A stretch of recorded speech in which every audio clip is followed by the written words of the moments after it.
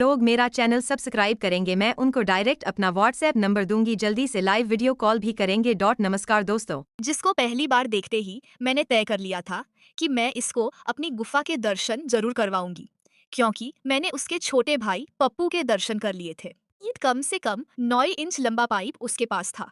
मैं दिल्ली में पली पड़ी हूँ। मेरी आंखें नीली और बाल गहरे संगीत काले हैं, और मैं 5 फीट 5 इंच लंबी हूँ।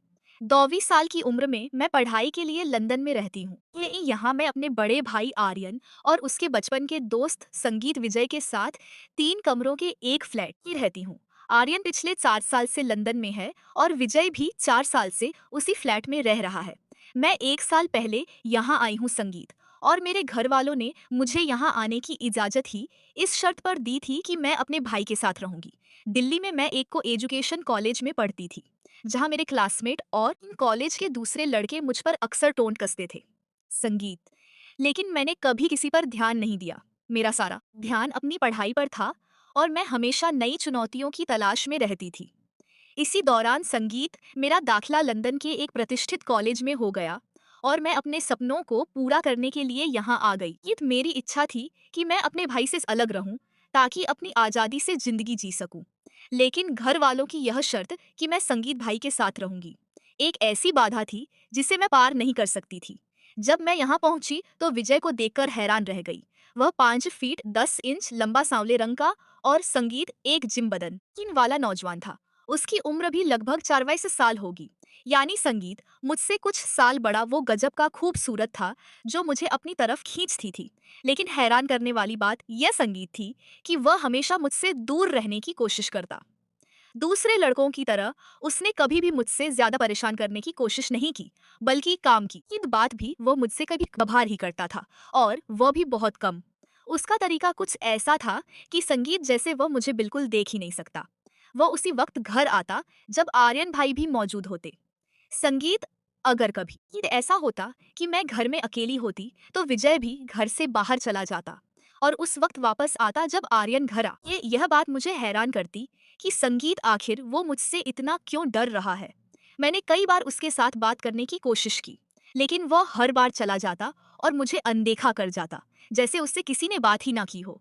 जैसे जैसे वो मुझे अनदेखा करता, मुझ में उसे पाने की इच्छा बढ़ती संगीत जाती। उसकी बेरहमी मेरे दिल में उसके लिए जिज्ञासा और आकर्षण पैदा कर रही थी। मुझे इस बात का भी डर रहता कि संगीत, अगर मैं कभी कि उससे कोई बात करूं तो कहीं वह भाई को ना बता दे, कहीं आर्यन मुझसे नाराज ना हो जाए। लेकिन इसके बावजूद मैं अक्सर उससे बात करती रहती। हर बार मुझे उसकी तरफ से बेरुखी और नाकामी का सामना करना पड़ा। यह लड़का लंदन जैसे खुले माहौल में रहने के बावजूद यहाँ की बुराइयों और बेहतर जिंदगी से दूर था। हालांकि मेरा भाई कई बार शाम को बाहर दोस्तों के साथ चला जाता, लेकिन विजय ऐसी तमाम बातों से बहुत दूर था। वह अपना ज्यादा वक्त पढ़ाई या अपने काम में लगाता था। उसकी यही संजीदगी थी जिसने मुझे उसकी तरफ खींचा, और मैं उसे मन ही मन में चाहने लगी थी। एक दिन मैंने उसे अपने संतरे दिखा दिए। वीडियो पर आगे बढ़ने से पहले, यदि आपने हमारे चैनल को सब्सक्राइब नहीं किया है, तो कृपया सब्सक्राइब करें और उसके बगल में घंटी वाला बटन जरूर दबा दें। एक बार जब विजय की तबीयत खराब थी और वह दिन भर घर पर ही रहा, मैं भी जल्दी कॉलेज से वापस आ गई। बारिश का दिन था और मौसम काफी ठंडा था। आर्यन भाई उस वक्त अपनी नौकरी पर थे, इसलिए मैंने विजय के लिए चाय बनाई और उसे दे दी। मैंने देखा कि वह काफी बेचैन महसूस कर रहा था। उसने मेरे हाथ से चाय का कप लिया और खामोशी के साथ बैठकर पीने लगा। उसके चेहरे पर थकान साफ दिख रही थी। मैं भी एक कप लेकर उसके कमरे में कुर्सी पर बैठ गई और उससे बातें करने लगी। मैंने उससे पूछा कि तबीयत कैसी है, क्या कुछ खाना पसंद करोगे। कि वह मुझे किसी बात का जवाब नहीं देता और खामोश रहता। अपनी नजरें कभी अपने लैपटॉप पर रखता, तो कभी खिड़की से बाहर बारिश को देखता। वह मुझे अनदेखा कर रहा था, लेकिन मैं ढीठ बनकर उसके सामने बैठी रही और दिल में सोचा कि देखती हूँ यह मुझे कब तक अनदेखा करता है। मेरा मकसद सिर्फ उससे बात करना नहीं था, बल्कि मैं उसकी करीबी महसूस करना चाहती थी। यह जानना चाहती थी कि उसके दिल में क्या चल रहा है। बातों के दौरान जब मैंने देखा कि वह मेरी तरफ ध्यान नहीं दे रहा, तो मैंने उससे सीधे सीधे यह पूछ ही लिया कि वह मुझे अनदेखा क्यों करता है। तो वह कहने लगा, तुम मेरे दोस्त की बहन हो, और मेरे ख्याल में दोस्त की बहन अपनी बहन के बराबर होती है। मैं तुम्हारी इज्जत करता हूँ, इसीलिए तुमसे दूरी रखता हूँ। मैंने उससे कहा, दोस्त की बहन दोस्त भी तो हो सकती है, बल्कि एक बेहतरीन दोस्त। वो मेरी बात सुनकर थोड़ी देर खामोश हो गया। उसके चेहरे नसान के पर उलझन के खान थे। मैंने इस मौके का फायदा उठाया और उसे अपने दिल की बात कह दी। मैं तुम्हें चाहती हूँ और तुम्हें पाकर रहूंगी। तुम मेरी जिंदगी का हिस्सा बन चुके हो। मेरी बात सुनकर वह कुछ देर हैरत से मेरी तरफ देखता रहा। फिर कहने लगा कि नहीं, यह बात ठीक नहीं है। अगर तुम्हारे भाई को मालूम हो गया तो वह तुम्हें कुछ नहीं कहेगा, बल्कि सारा इल्जाम मुझ पर डाल देगा। हमारी दोस्ती बरसों पुरानी है। मैं नहीं चाहता कि हमारी दोस्ती में दरार आए। यह रिश्ता आर्यन के लिए बहुत अहमियत रखता है। मैंने उसको कहा, तुम इसकी फिक्र ना करो, यह बात मुझ पर छोड़ दो, मैं सब संभाल लूंगी। उस दिन मुझे काफी हद तक कामयाबी मिली। मुझे लगा कि उसके अंदर भी दिल है और मैं उसके दिल तक पहुंच सकती हूँ। उसकी हिचकिचाहट और फिक्रमंदी ने मुझे यह यकीन दिलाया कि वह भी मुझे कुछ ना कुछ महसूस करता है। अब मुझे उसके दिल से डर दूर करना था और उसे यह यकीन दिलाना था कि इस रिश्ते में कोई खतरा नहीं है। खैर, इसी तरह वक्त गुजरता गया और अगले 2 हफ्तों तक मुझे कोई खास कामयाबी नहीं मिली। विजय का बर्ताव अभी भी एहतियाती था, हालांकि वह पहले से थोड़ा कम अनदेखा करने लगा था।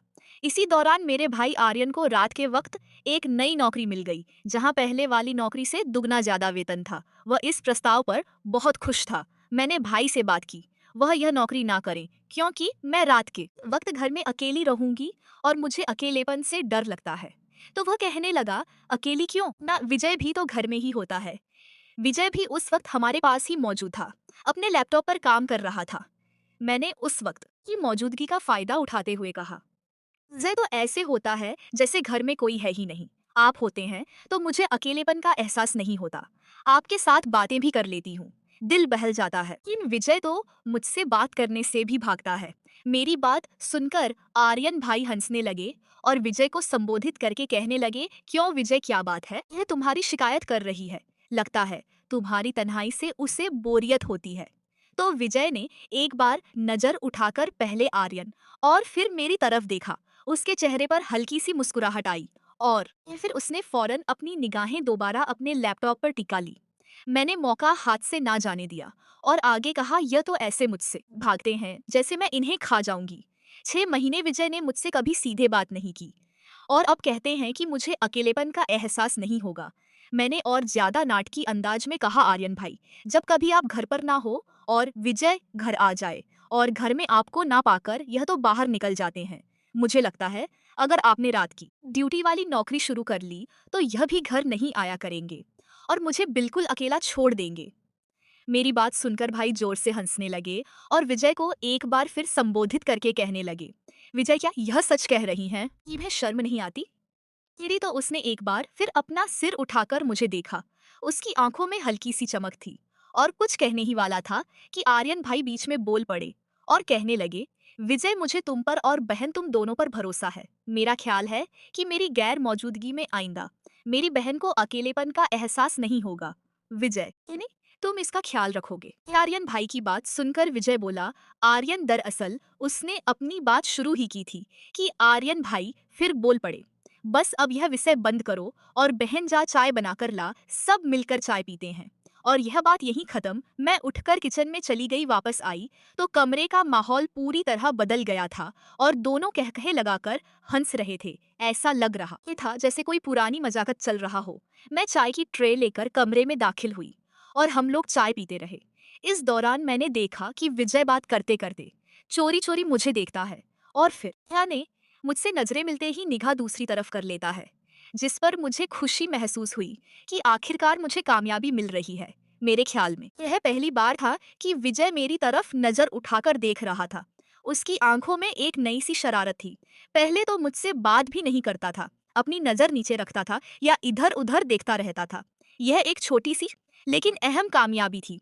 अगले दिन भाई ने विजय से कहा, विजय, कल से तुम अपनी नौकरी पर जाते हुए बहन को उसके कॉलेज छोड़ ये दिया करना और वापसी यह खुद लोकल ट्रांसपोर्ट पर आया करेगी। मैं रात को ड्यूटी पर रहूंगा, तुम इसका ख्याल रखना, मुझे कोई शिकायत ना मिले और तुम भी विजय को ज्यादा तंग ना करना, वरना तुम्हारी भी खैर नहीं। यह सुनकर मुझे दिल में सुकून